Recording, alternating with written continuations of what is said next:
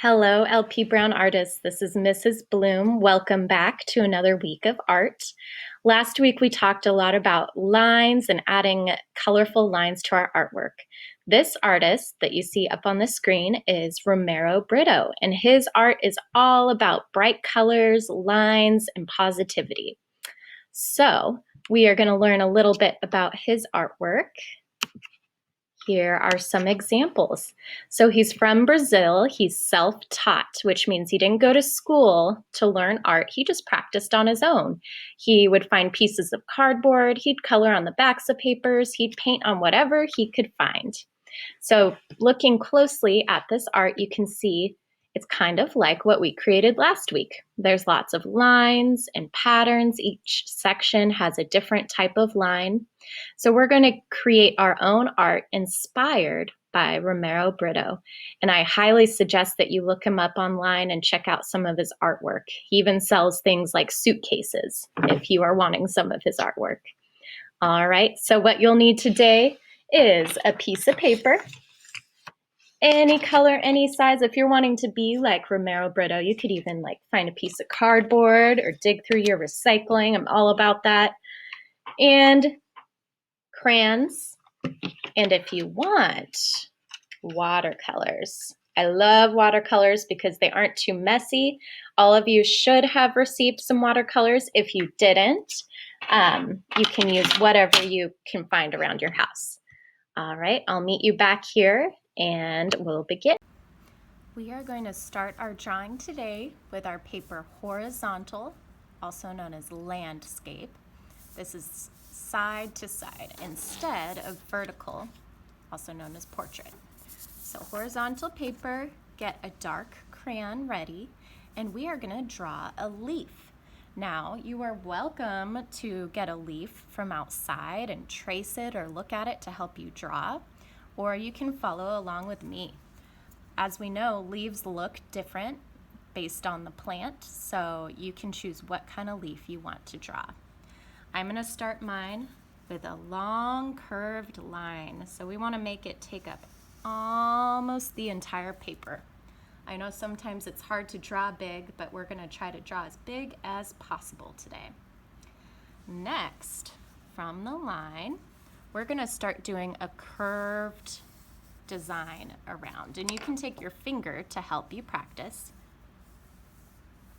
Around like that. You want to leave a little extra. And around like that. So you can do a practice round on your paper and then flip it over and do the real version because this might be a little tricky. So here we go, curving around.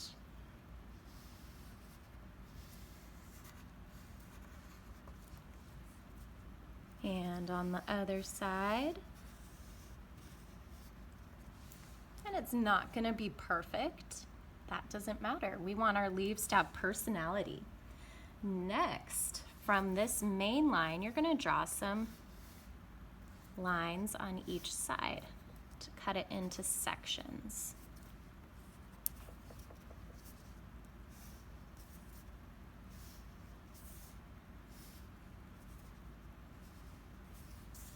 And you'll want to break it up into even smaller pieces, or you can leave it the way it is. I'm going to draw some lines going out here, here,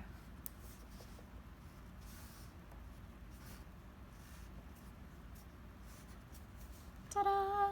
Now we have a bunch of lines, a bunch of different sections. Now, in each section, you get to draw a design or color it different colors. So you might want to do squiggles in this section. These are like zigzag lines. Polka dots in another section. Swirls. You're going to try to stay in the lines. It's tricky. What else could we do? Can just draw more curved lines.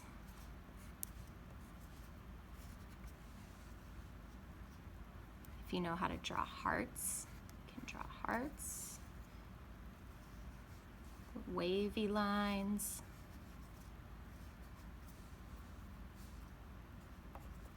bunch of short little lines, dashes.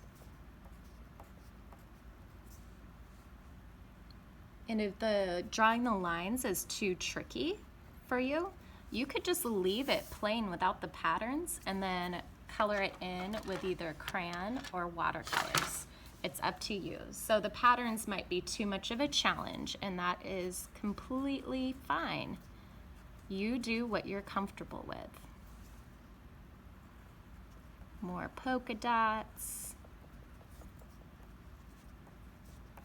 And there's really no wrong way to do this project.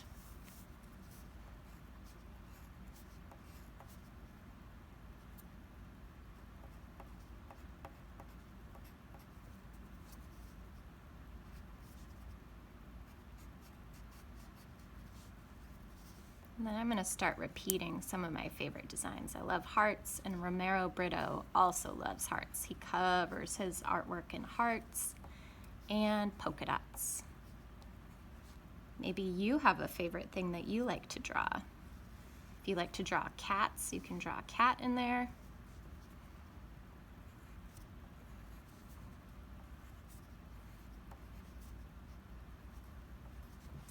Ta-da! There we go. Our leaf is covered in patterns. Now you get to color it in. So you have a choice. You could do watercolors, which is pretty fun. And you could also just color it in using crayon, whatever you have around the house. Or if you like it the way it is, you can go ahead and leave it that way. I'm going to do a fancy trick on my phone with a time lapse where I paint it in because it's going to take too long for me to do it on the video the normal way. So go ahead, fill up your leaf and background with as much color as possible.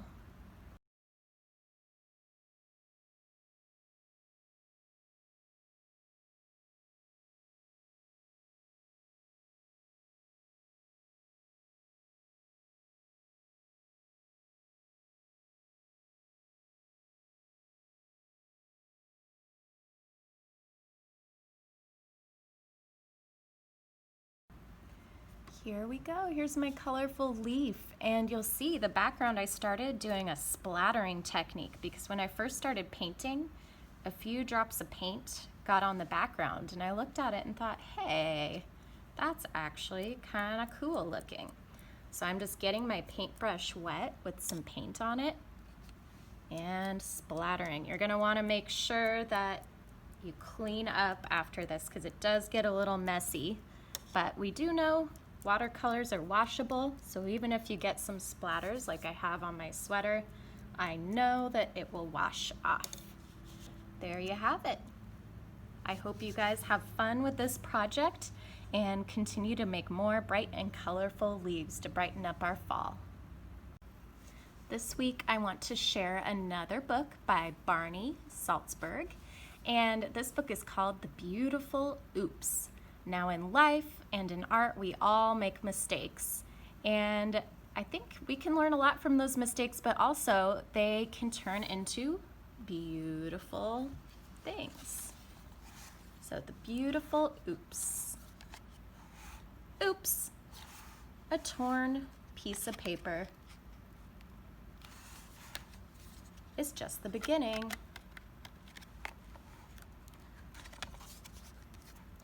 Every spill has lots and lots of possibilities. Bent paper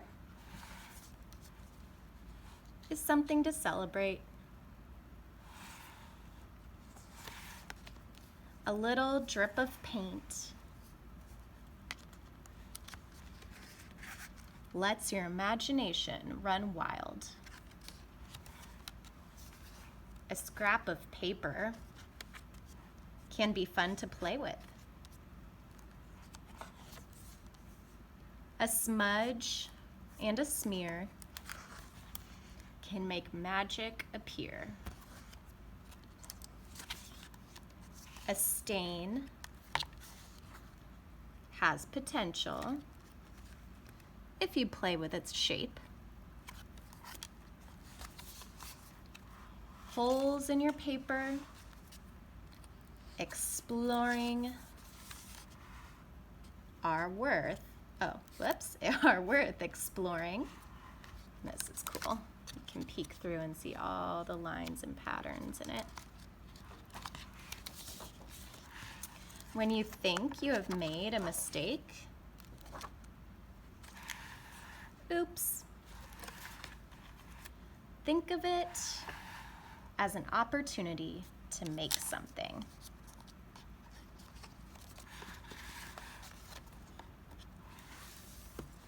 The end. So my challenge for you is that when you make mistakes, whether it's spilling, ripping a paper, whatever it might be, try to turn it into a beautiful oops. What can you create out of that mistake?